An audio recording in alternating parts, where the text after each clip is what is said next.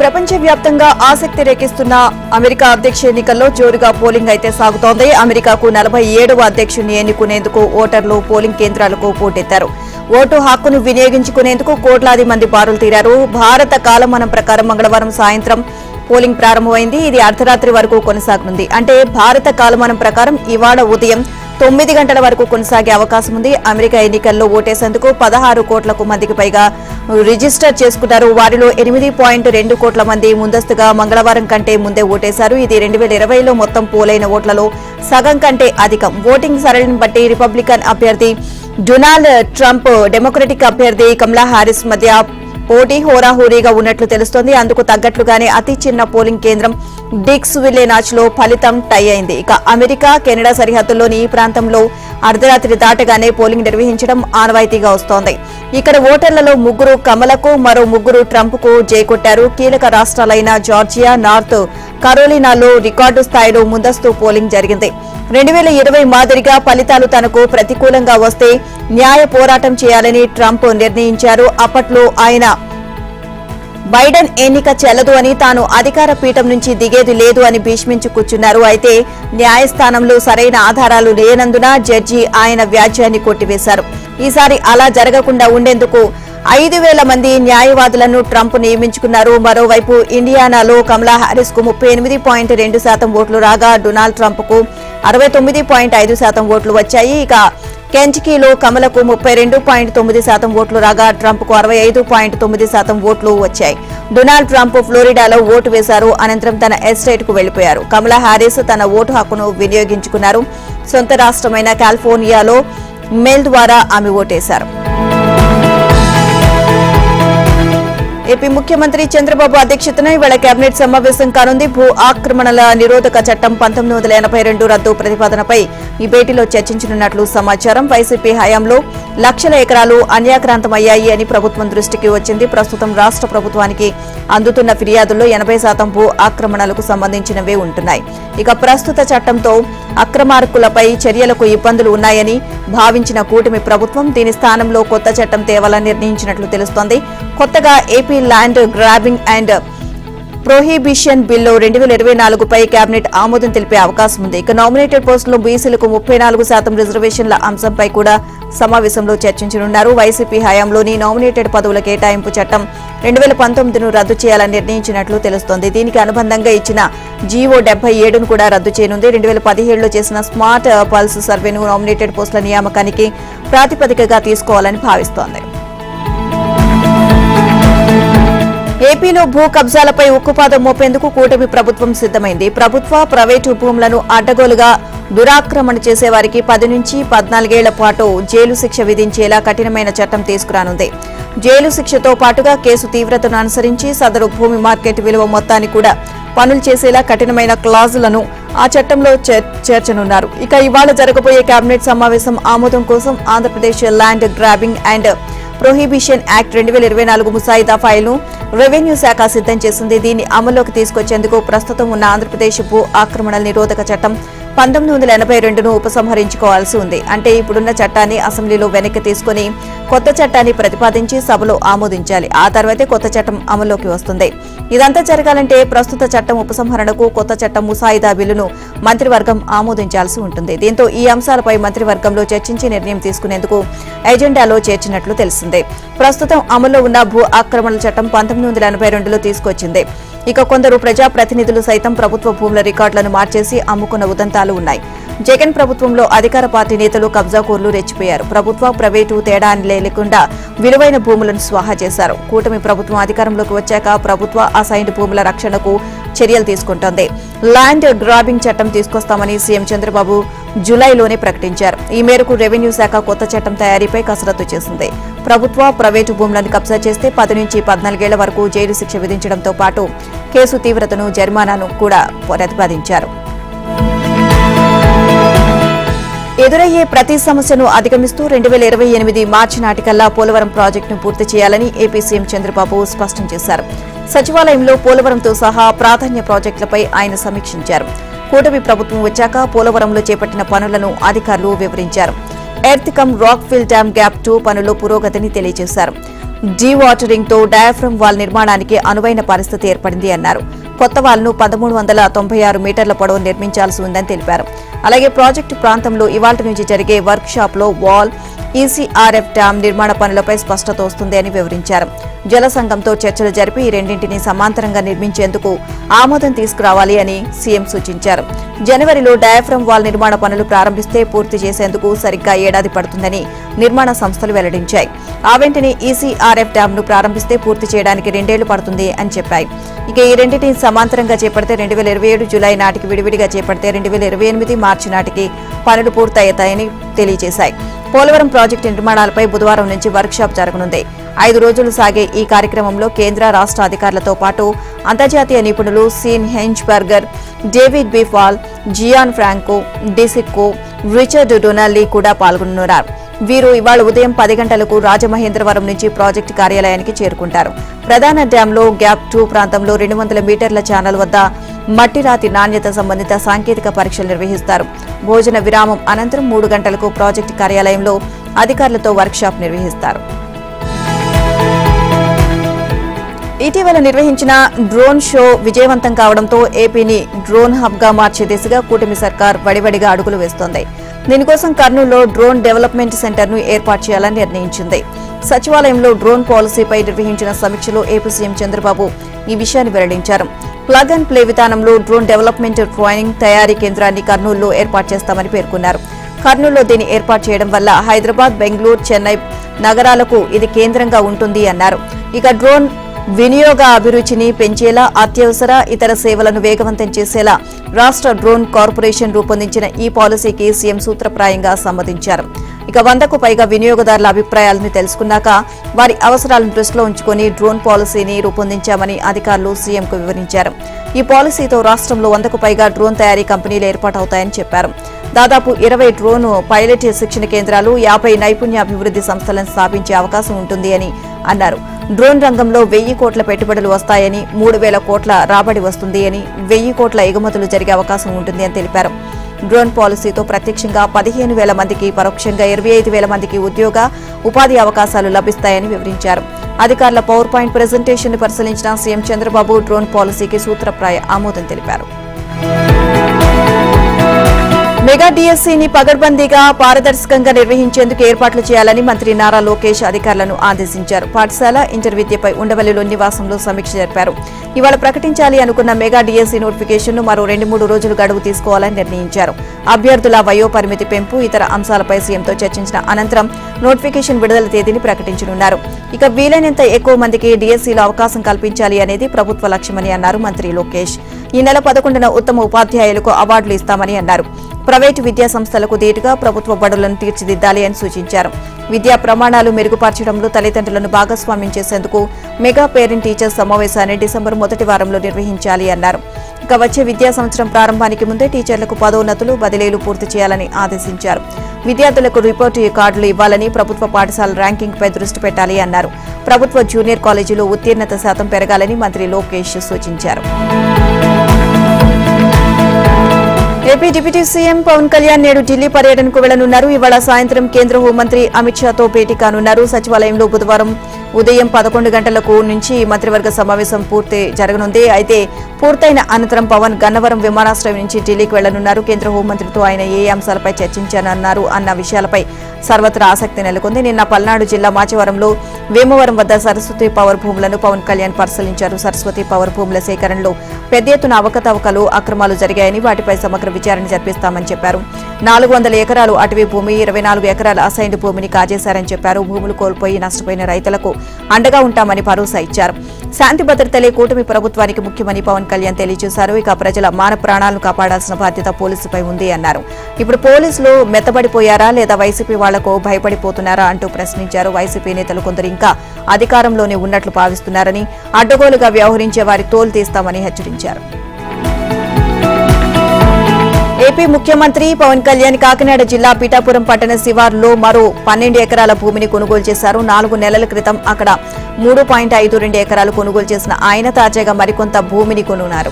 ఇక తాను పిఠాపురం నియోజకవర్గంలోనే శాశ్వత నివాసం ఏర్పరచుకుంటాను అని జనసేనాని ఎన్నికలకు ముందు ప్రకటించారు. ఇల్లిందాండ్ర రెవెన్యూ గ్రామంలో సర్వే నెంబర్ 13, 28, 29 పరిధిలోని 12 ఎకరాలను పవన్ కొనుగోలు చేశారు.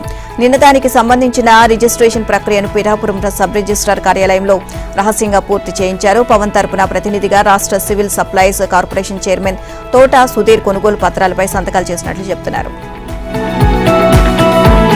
టీటీడీ నూతన ధర్మకర్తల మండలి చైర్మన్ గా బీఆర్ నాయుడు ఇవాళ ఉదయం శ్రీవారి ఆలయంలో ప్రమాణ స్వీకారం చేయనున్నారు. ఉదయం 7:30 చైర్మన్ గా బీఆర్ నాయుడు ప్రమాణ స్వీకారం చేశాక బోర్డు సభ్యులు వేమిరెడ్డి ప్రశాంత్ రెడ్డి, ఎంఎస్ రాజు, నర్సిరెడ్డి, జాస్తి సాంబశివరావు, రాజశేఖర్ గౌడ్, జంగా కృష్ణమూర్తి, దర్శన్, శాంతారాం, రామ్మూర్తి, జానకీదేవి, మహేందర్ రెడ్డి, రంగశ్రీ, ఆనంద్ సాయి, నరేష్ కుమార్, ఆదిత్య దేశాయ్, సౌరవ్ బోరా ఎక్స్ అఫీషియో సభ్యుడిగా దేవాదాయ శాఖ కమిషనర్ సత్యనారాయణ ప్రమాణ స్వీకారం చేయనున్నారు.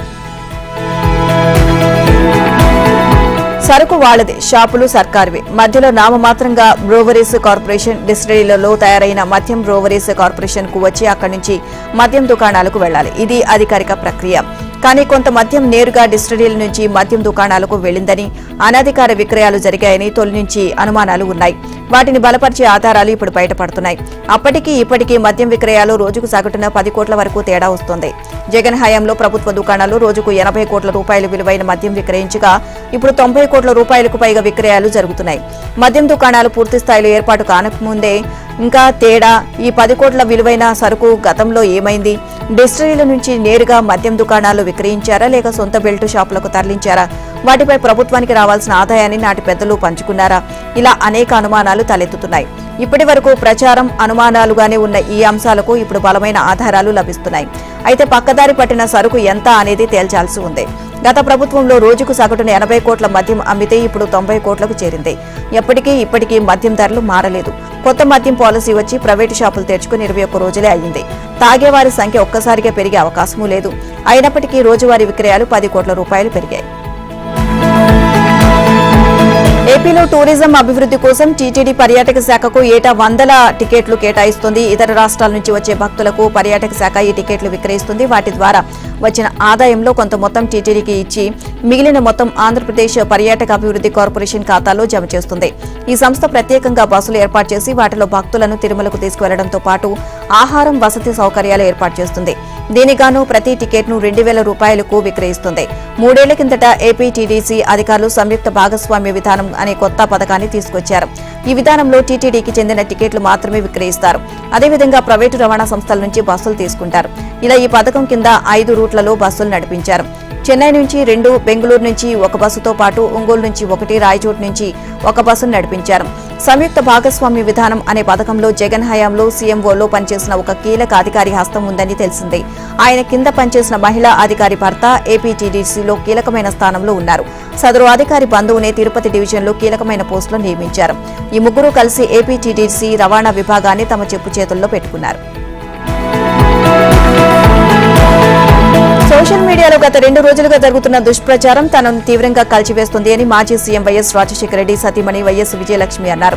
ఇకపై ఇటువంటి లేనిపోని అసత్యాలను ప్రచారం చేస్తే చూస్తూ ఊరుకోను అని హెచ్చరించారు. తన వివరణతో కూడిన వీడియోను విజయలక్ష్మి విడుదల చేశారు. ఇటీవల 2 లేఖలు తాను రాసినవేనని వివరించారు. కొంతమంది మీడియాలో లేనిపోని కథనాలు ప్రచారం చేయడం చూస్తుంటే తీవ్ర మానసిక వేదన కలుగుతుంది అన్నారు. కుటుంబంలో అభిప్రాయ భేదాలు ఉండొచ్చు, కానీ కుటుంబంలో అన్నకు, చెల్లి, తల్లికి కొడుకు కూడా కాకుండా పోతారా? షర్మిల తన కూతురే కాదంటున్నారని ఆవేదన వ్యక్తం చేశారు. ఇదెక్కడ అన్యాయం? తనను అడ్డుపెట్టుకుని చేస్తున్న నీచ, నికృష్ట రాజకీయాలను ఖండించకపోతే ప్రజలు నిజమని నమ్మే ప్రమాదం ఉందని చెప్పారు. ఇక అందుకే వివరణ ఇస్తున్నాను అని తెలిపారు. 2 రోజుల కిందట తన కారుకు ప్రమాదం జరిగిందని సోషల్ మీడియాలో ప్రచారం చేశారు అన్నారు. గతంలో ఎప్పుడో జరిగిన కారు ప్రమాదాన్ని ఇప్పుడు జరిగినట్లు దుష్ప్రచారం చేయడం అత్యంత జుగుప్సాకరమని చెప్పారు. ఇక రాజకీయంగా లబ్ధి పొందాలి అని ఇదంతా చేస్తున్నారు. ఇక అమెరికాలో ఉన్న తన మనవడి దగ్గరకు వెళ్తే దాన్ని కూడా తప్పుగా చిత్రీకరించారు అన్నారు విజయలక్ష్మి. విద్యుత్ ఛార్జీలపై జగన్ ప్రభుత్వం చేసిన పాపాల భారాన్ని ఇప్పుడు ప్రజల నెత్తిన వేస్తారా అని కూటమి ప్రభుత్వాన్ని ఏపీసీసీ అధ్యక్షురాలు షర్మిల నిలదీశారు. గత ప్రభుత్వం అనాలోచిత నిర్ణయాలతో ఎక్కువ ధరకు కరెంటు కొనుగోలు చేస్తే ఆ భారాన్ని ప్రజలపై వేయడమేంటి అని ప్రశ్నించారు. 5 ఏళ్లలో వైసీపీ 35,000 కోట్ల భారం వేస్తే 5 నెలల్లో కూటమి 18,000 కోట్ల భారం వేసింది అన్నారు. అట్రో భారం నిర్ణయాన్ని తక్షణమే ఉపసంహరించుకోవాలని డిమాండ్ చేశారు. ఇంధన సర్దుబాటు నిర్ణయానికి వ్యతిరేకంగా ఇవాళ్టి నుంచి 3 రోజుల పాటు రాష్ట్ర వ్యాప్తంగా నిరసన కార్యక్రమాలు చేపడుతున్నామని ఎక్స్ వేదికగా షర్మిల తెలియజేశారు. ఏపీ సచివాలయ ఉద్యోగుల సంఘం అధ్యక్షుడు కె వెంకట్రామరెడ్డిపై విచారణ అధికారిని నియమిస్తూ పంచాయతీరాజ్ శాఖ ముఖ్య కార్యదర్శి శశిభూషణ్ కుమార్ ఉత్తర్వులు జారీ చేశారు. విచారణ చేసి నివేదిక ఇవ్వాల్సిందిగా కడప కలెక్టర్ చెరుకూరి శ్రీధర్కు బాధ్యతలు అప్పగించారు. కడప ఆర్టీఓ జాన్ ఇర్విన్ ను ప్రెజెంటింగ్ అధికారిగా నియమించారు. ఇక ఎన్నికల కోడ్ సమయంలో వెంకట్రామరెడ్డి నిబంధనలకు విరుద్ధంగా బద్వేలు, కడప, ప్రొద్దుటూరు ప్రాంతాల్లో వైసీపీకి అనుకూలంగా రాజకీయ ప్రచారం చేశారు. దీన్ని తీవ్రంగా పరిగణించిన ఎన్నికల సంఘం ఆయన్ను సస్పెండ్ చేయాలని ప్రభుత్వాన్ని ఆదేశించింది. దీంతో తప్పని పరిస్థితుల్లో వైసీపీ ప్రభుత్వమే వెంకట్రామరెడ్డిని సస్పెండ్ చేశారు. ఆ తర్వాత కూటమి ప్రభుత్వం అధికారంలోకి వచ్చింది. వెంకట్రామరెడ్డిపై అభియోగాలు నమోదు చేస్తూ ఆగస్టు 21న జీవో ఇచ్చారు. 10 రోజుల్లో దీనిపై వెంకట్రామరెడ్డి వివరణ ఇవ్వకపోతే శాఖాపరమైన చర్యలు తీసుకుంటామని ఆ జీవోలో పేర్కొన్నారు. ఈ మేరకు వెంకట్రామరెడ్డి తన వాదన వినిపించారు. నిబంధనల ప్రకారం వెంటనే విచారణ అధికారిని నియమించాలి. అయినప్పటికీ 2 నెలలు ఆపి ఎట్టకేలకు విచారణ అధికారిని నియమిస్తూ ఉత్తర్వులు జారీ అయ్యాయి. తెలంగాణలో ఇవాళ్టి నుంచి ఇంటింటి సమగ్ర కుటుంబ సర్వే పేరిట కులగణన ప్రక్రియ చేపట్టేందుకు రేవంత్ సర్కార్ సిద్దమైంది. కులాల వారీగా ప్రజల సామాజిక, ఆర్థిక, రాజకీయ, విద్య, ఉపాధి స్థితిగతులపై ఈ సర్వేలో సమాచారాన్ని సేకరించనుంది. దేశవ్యాప్తంగా కులగణన నిర్వహించాలని కాంగ్రెస్ చాలా కాలంగా డిమాండ్ చేస్తోంది. ఇక అయితే అందుకు కేంద్రం సుముఖంగా లేకపోవడంతో కేంద్ర పాలిత రాష్ట్రాలు కులగణన నిర్వహిస్తామని ఆ పార్టీ మాజీ అధ్యక్షుడు రాహుల్ గాంధీ గతంలో ప్రకటించారు. అందులో భాగంగానే రాష్ట్ర పౌరులకు సంబంధించి కులాల వారీగా సమగ్ర వివరాలు సేకరించేందుకు ప్రభుత్వం ఏర్పాట్లు చేసింది. తెలంగాణలోని బీసీ, ఎస్సీ, ఎస్టీ, ఇతర బలహీన వర్గాల అభ్యున్నతి కోసం వివిధ సామాజిక, ఆర్థిక, విద్యా, ఉపాధి, రాజకీయ అవకాశాలను మెరుగుపరచడానికి తగిన ప్రణాళికలు రూపొందించి అమలు చేయడమే ఈ సమగ్ర సర్వే ప్రధాన లక్ష్యమని రాష్ట్ర ప్రభుత్వం ప్రకటించింది. ఇందులో భాగంగా మొత్తం 75 ప్రశ్నలతో ప్రతి కుటుంబానికి చెందిన సమాచారాన్ని ఎంపిక చేసిన ఎన్యూమరేటర్లు సేకరించనున్నారు. ఇక ఆ సమాచారాన్ని అత్యంత గోప్యంగా ఉంచాల్సిన బాధ్యత ఎన్యూమరేటర్లది. ఆపరేటర్తో ఆన్లైన్లో నమోదు చేయించే సందర్భంలోనూ జాగ్రత్త వహించాల్సి ఉంటుంది. ఆన్లైన్లో నమోదు చేసిన సమాచారాన్ని ఎట్టి పరిస్థితుల్లో ఎవరితోనూ పంచుకోకూడదు. సమాచార భద్రత విషయంలో ఎలాంటి పొరపాట్లు జరగకుండా చర్యలు తీసుకోవాలి అని ఇప్పటికే రాష్ట్ర, జిల్లా స్థాయిలో ఇచ్చిన శిక్షణలో ఎన్యూమరేటర్లకు స్పష్టమైన ఆదేశాలు జారీ చేశారు. ఇక ప్రభుత్వ ఉద్యోగులని ఎన్యూమరేటర్లుగా ఎంపిక చేసిన నేపథ్యంలో సమాచార సేకరణ, సమాచార భద్రత విషయంలో వారు ఏమాత్రం నిర్లక్ష్యం వహించినా కఠినంగా వ్యవహరించాలని, శాఖాపరంగా క్రమశిక్షణ చర్యలు తీసుకోవాలని రాష్ట్ర ప్రభుత్వం జిల్లా కలెక్టర్లను ఆదేశించింది. తమకు కులం లేదు, మతం లేదు అని చెప్పే హక్కు పౌరులకు ఉందని, రాజ్యాంగంలోని ఆర్టికల్ 25(1) ప్రజలు తమకు నచ్చిన మతాన్ని అనుసరించే స్వేచ్ఛను ప్రసాదించింది అని, అలాగే ఏ మతాన్ని, కులాన్ని అనుసరించడం లేదు అని చెప్పుకునే హక్కు కూడా ఉంటుంది అని హైకోర్టు పేర్కొంది. ఈ నేపథ్యంలో ఇవాళ్టి నుంచి తెలంగాణ ప్రభుత్వం చేపట్టబోయే కులగణనలో కులం లేదు, మతం లేదు అనే ప్రత్యేక కాలాన్ని కూడా ఏర్పాటు చేసే అంశాన్ని పరిశీలించాలని రాష్ట్ర ప్రభుత్వానికి ఆదేశాలు జారీ చేసింది. ఇక రాష్ట్ర ప్రభుత్వం చేపట్టబోయే సామాజిక, ఆర్థిక, విద్య, రాజకీయ, ఉద్యోగ, ఉపాధి కులగణన సర్వేలో కులం లేదు, మతం లేదు అనే కాలం చేర్చాలని రిప్రజెంటేషన్ ఇచ్చినప్పటికీ పట్టించుకోవడం లేదని పేర్కొంటూ మహ్మద్ వహీద్, డిఎల్ కృష్ణచంద్ హైకోర్టులో పిటిషన్ దాఖలు చేశారు. దీనిపై విచారణ చేపట్టిన జస్టిస్ నందా ధర్మాసనం పిటిషనర్లు ఇప్పటికే 2 సార్లు ఇచ్చిన రిప్రజెంటేషన్లను పరిశీలించి నిర్ణయం తీసుకోవాలని పేర్కొంది. నేటి నుంచి సర్వే మొదలు కాబోతున్న నేపథ్యంలో కులగణన సర్వేలో కులం లేదు, మతం లేదు అనే కాలం చేర్చారా లేదా అన్న విషయాన్ని పిటిషనర్లకు తెలియజేయాలని పేర్కొంది. తెలంగాణ సీఎం రేవంత్ రెడ్డి మూసీబాట పర్యటన తాత్కాలిక రూట్ మ్యాప్ ను అధికారులు సిద్దం చేశారు. ఈ నెల 8న ముఖ్యమంత్రి జన్మదినం పురస్కరించుకుని యాదగిరిగుట్ట లక్ష్మీ నరసింహస్వామిని కుటుంబ సమేతంగా దర్శించుకుంటారు. అనంతరం మూసీ పునరుజ్జీవం కార్యక్రమం భాగంగా మూసీ నది వెంట యాత్ర చేపట్టనున్నారు. దీంతో యాదాద్రి భువనగిరి జిల్లా యంత్రాంగం ఏర్పాట్లు చేయడంలో నిమగ్నమైంది. వలిగొండలోని సంగెం బ్రిడ్జి వద్ద నుంచి యాత్ర చేపట్టనున్నారు. సంగెం బ్రిడ్జి వద్దే కార్నర్ మీటింగ్ ఏర్పాటు చేసేందుకు స్థానిక ఎమ్మెల్యేలు సన్నాహాలు చేస్తున్నారు. సంగెం వెళ్లే దారిలో బ్రిడ్జి చివర ఉన్న కాటమయ్య దేవాలయం నుంచి మూసీ పరిసర ప్రాంతాలను సీఎం పరిశీలించనున్నారు. అక్కడి నుంచి ఆసిఫ్ నెహర్ కాల్వ వైపు సీఎం యాత్ర కొనసాగేలా రూట్ మ్యాప్ రూపొందించారు. మూసీ పరివాహక ప్రాంతాల్లోని రైతులు, మత్స్యకారులు, వివిధ కుల వృత్తుల వారితో సీఎం మాట్లాడనున్నారు. మూసీ కాలుష్యంతో జరుగుతున్న నష్టంపై వారి అభిప్రాయాలను తెలుసుకోనున్నారు. ఇక భీమలింగం కాల్వ వద్ద ఉన్న శివలింగానికి సీఎంతో పూజలు చేయించడానికి ఏర్పాట్లు చేస్తున్నారు. ఇక సంగం గ్రామం మూసి పరివాహక ప్రాంతంలో పునరుజ్జీవ యాత్ర సభాస్థలాన్ని ఎంపీ చామల కిరణ్ కుమార్ రెడ్డి, కలెక్టర్ హనుమంతరావు, భువనగిరి, నకరేకల్, మిర్యాలగూడ ఎమ్మెల్యేలు పరిశీలించారు. మూసి ఉగ్రరూపం దాల్చితే సంగం బ్రిడ్జి మీదుగా పలు గ్రామాలకు రాకపోకలు నిలిచిపోతూ ఉంటాయి. ఈ బ్రిడ్జి ఎత్తు పెంచాలని స్థానికులు కొన్నేళ్లుగా కోరుతున్నారు. సీఎం పర్యటన నేపథ్యంలో మూసిపై బ్రిడ్జిల విషయంలో నిర్ణయం తీసుకోవాలని స్థానిక ఎమ్మెల్యేలు ఆయన దృష్టికి తీసుకొచ్చే అవకాశం ఉంది. గత ప్రభుత్వ హయాంలో నిర్వహించిన ఫార్ములా ఈ రేసులో అక్రమాలను నిగ్గు తేల్చేందుకు అవినీతి నిరోధక శాఖ రంగంలోకి దిగింది. కేసు విచారణలో భాగంగా రెగ్యులర్ ఎంక్వైరీని ప్రారంభించింది. ఆర్ఈలో పూర్తిగా ఫైలు పరిశీలించి అక్రమాలు జరిగాయని నిర్ధారణకు వచ్చిన తర్వాత కేసు నమోదు చేయనుంది. ఆపై అవసరమైన వారికి నోటీసులు ఇచ్చి ప్రశ్నించి స్టేట్మెంట్లు రికార్డు చేయనుంది. ఫార్ములా ఈ రేసుకు సంబంధించి 55 కోట్ల రూపాయల విదేశీ సంస్థలకు చెల్లించాలి. మున్సిపల్ శాఖ వద్ద ఉన్న రికార్డుల ఆధారంగా ఆయా విదేశీ సంస్థల ప్రతినిధులకు ఏసీబీ నోటీసులు జారీ చేసి ప్రశ్నించనుంది.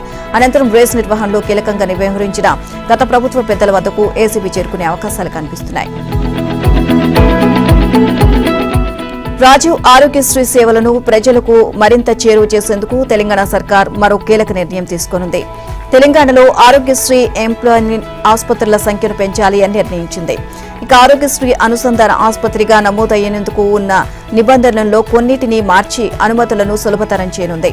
కనీసం 50 పడకలు ఉన్న ప్రైవేటు ఆసుపత్రులకు ఆరోగ్యశ్రీలో ఎంప్యానల్ అయ్యేందుకు అవకాశం కల్పించనున్నారు. దీంతో రాష్ట్ర వ్యాప్తంగా కొత్తగా 150 పైచిలుకు వరకు ప్రైవేటు ఆసుపత్రులు ఆరోగ్యశ్రీలో ఎంప్యానల్ అయ్యేందుకు అవకాశం కలుగుతుంది. ఆరోగ్యశ్రీపై మంత్రి దామోదర రాజనరసింహ ఉన్నతాధికారులతో సమీక్ష నిర్వహించి పలు కీలక నిర్ణయాలు తీసుకున్నారు. రాష్ట్రంలో జనాభాకు తగ్గట్లుగా ఆరోగ్యశ్రీ అనుబంధ ఆసుపత్రులు లేవు. ప్రస్తుతం 374 మాత్రమే ఉన్నాయి. ఇక వీటిని పెంచడం ద్వారా ప్రజలకు వైద్య సేవలు మరింత అందుబాటులోకి తేవడంతో పాటు వారికి నచ్చిన ఆసుపత్రికి వెళ్లే అవకాశం ఉంటుంది. ప్రస్తుతం ఏదైనా ప్రైవేటు ఆసుపత్రి ఆరోగ్యశ్రీలో ఎంప్యానల్ కావాలంటే 13 అంచెలు దాటుకొని రావాలి. ఎక్కడ ఆటంకం ఏర్పడినా దరఖాస్తును తిరస్కరిస్తున్నారు. అంతేకాక ఎప్పుడో కాని దరఖాస్తులు స్వీకరించడం లేదు. దీంతో 13 అంచెలను 10కి కుదించనున్నట్లు తెలుస్తోంది. ఆసుపత్రులకు అనుమతిపై నిర్ణయం తీసుకునే ఈడీసీని రద్దు చేయనున్నట్లు సమాచారం. గత ప్రభుత్వంలో ఆరోగ్యశ్రీ బకాయిలు 1000 కోట్లకు పైగా ఉన్నట్లు వైద్య వర్గాలు చెబుతున్నాయి. వాటిని ప్రస్తుతం మెల్లమెల్లగా చెల్లిస్తూ వస్తున్నారు. ఆరోగ్యశ్రీ కింద ప్రభుత్వ ప్రైవేటు ఆసుపత్రులకు నెలకు సగటున 100 కోట్లకు వరకు బిల్లులు అవుతాయి. ఇక వాటిలో కనీసం 80 కోట్లైనా చెల్లిస్తే వైద్య సేవలకు అంతరాయం కలగకుండా ఉంటుంది అని సర్కారు యోచిస్తోంది. శ్రీశైలం నాగార్జున సాగర్ ప్రాజెక్టులో ఉన్న నీటిని సాగునీటి అవసరాలకు మాత్రమే వాడాలి అని కృష్ణానది యాజమాన్య బోర్డు తెలుగు రాష్ట్రాలను కోరింది. 2025 వానాకాలం దాకా రిజర్వాయర్లోని నీటిని పొదుపుగా వాడుకోవాలని, జల విద్యుత్ ఉత్పాదన చివరి ప్రాధాన్యంగా ఉండాలని సూచించింది. కేఆర్ఎంపీ సభ్యుడు డాక్టర్ ఆర్ఎన్ శంకు ఈ మేరకు తెలుగు రాష్ట్రాల ఈఎన్సీలకు వేర్వేరుగా లేఖలు పంపారు. శ్రీశైలం ప్రాజెక్టు వద్ద అవసరమున్నా లేకున్నా పోతిరెడ్డిపాడు నుంచి ఇరువైపుల జల విద్యుత్ ఉత్పాదనతో నీటిని దిగువకు వదులుతున్నారు అని ఆ లేఖలో పేర్కొన్నారు. అలాగే సాగర్లో ప్రధాన కేంద్రంతో పాటు కుడి ఎడమ విద్యుత్ కేంద్రాల్లో జల విద్యుత్ ఉత్పాదన చేస్తున్నారని తెలియజేశారు. ఇలా పోటీపడి తెలుగు రాష్ట్రాలు నీటి నిల్వలను దిగువకు వదులుతూ ఉండడంపై కేఆర్ఎంపీ ఆందోళన వ్యక్తం చేసింది. తక్షణమే జల విద్యుత్ ఉత్పాదనను నిలిపివేయాలని, అవసరం లేకుండా ఇతర కాంపోనెంట్ల ద్వారా నీటి తరలింపును ఆపాలని కోరింది. నాగార్జున సాగర్ పులిచింతల ప్రాజెక్టులో పూర్తి స్థాయిలో నీటి నిల్వలు ఉండడంతో ఎగువ నుంచి వచ్చిన నీటిని అలాగే దిగువకు వదిలేస్తున్నారు.